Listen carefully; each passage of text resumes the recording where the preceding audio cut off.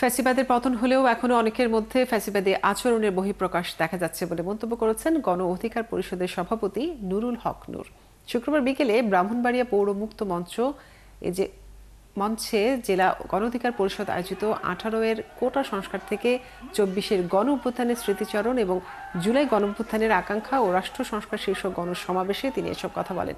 এ সময় তিনি বলেন, গণ অভ্যুত্থানের এক বছরে অনেকের মধ্যেই আওয়ামী লীগ, যুবলীগ, ছাত্রলীগের তাণ্ডব আর চাঁদাবাজির পুনরাবৃত্তি দেখা যাচ্ছে। তিনি অভিযোগ করে বলেন, অন্তর্বর্তীকালীন সরকার গঠিত হলেও সেই সরকার এখনো পর্যন্ত ফ্যাসিবাদের বিচারের ক্ষেত্রে অগ্রগতি অর্জন করতে পারেনি।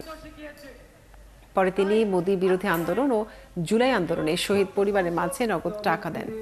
নির্বাচনের আগে সংকট দেখা দিলে স্বাভাবিকভাবেই আরেকটি নির্বাচনকালীন নিরপেক্ষ সরকারের প্রয়োজনীয়তা হতে পারে, কারণ এই সরকারের বেশ কিছু উপদেষ্টার বিরুদ্ধে দুর্নীতি, স্বজনপ্রীতি এবং সীমাহীন অনিয়মের অভিযোগ।